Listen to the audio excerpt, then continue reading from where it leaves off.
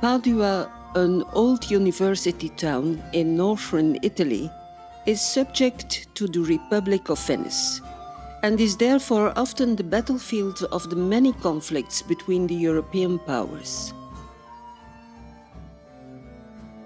But Andrea Gritti, the Doge of Venice, concludes a treaty with the Emperor Charles V, ending Venice's active involvement in the Italian wars and removing the danger from Padua. Under Venetian rule, Padua gains its greatest glory and becomes the university town of the Republic. The proud Latin motto, even today, illustrates the religious tolerance and academic freedom which scholars and students enjoy.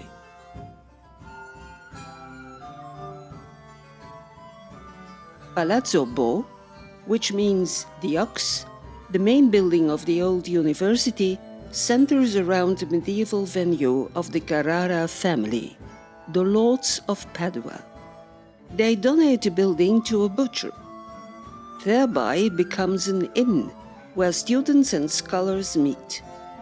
Finally, the palazzo becomes property to the university, starting a process of enlargement and conversion, which results 100 years later with the construction of the world's first permanent anatomical theater.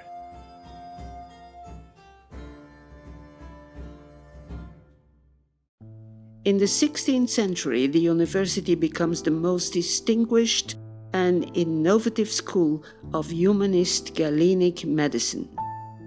Many students from all over Europe come to Padua to study at this eminent medical school.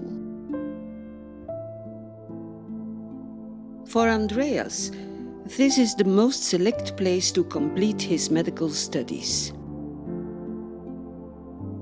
We are in one of the most beautiful old halls of the University of Padua.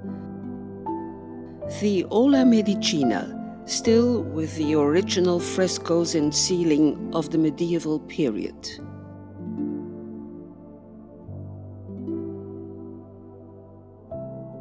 Here, illustrious scholars are teaching medicine. Vesalius also lectures in this old medicine hall.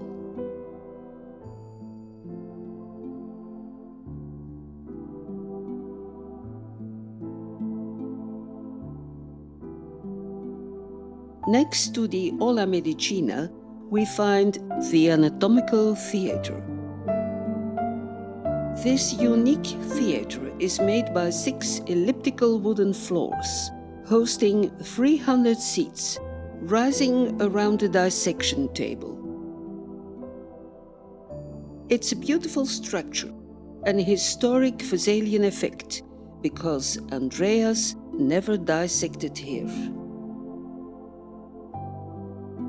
He gives his anatomical demonstrations in open air, in a wooden construction in which the dissection table is encircled with several tiers of ascending benches, a temporary theater.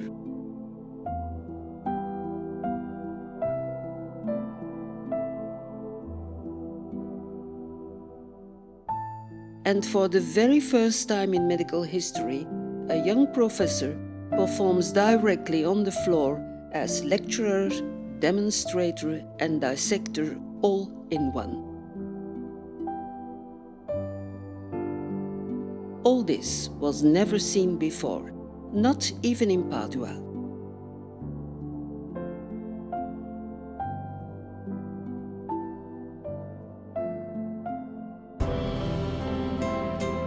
Born in an age of great intellectual change, Andreas Vesalius, a Renaissance humanist, is a legend in his own time.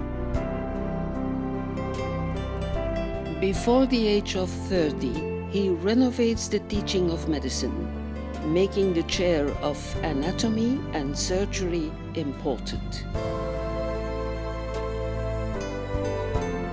He lives ever after in his fabrica, an artistic masterpiece, starting the beginning of scientific research.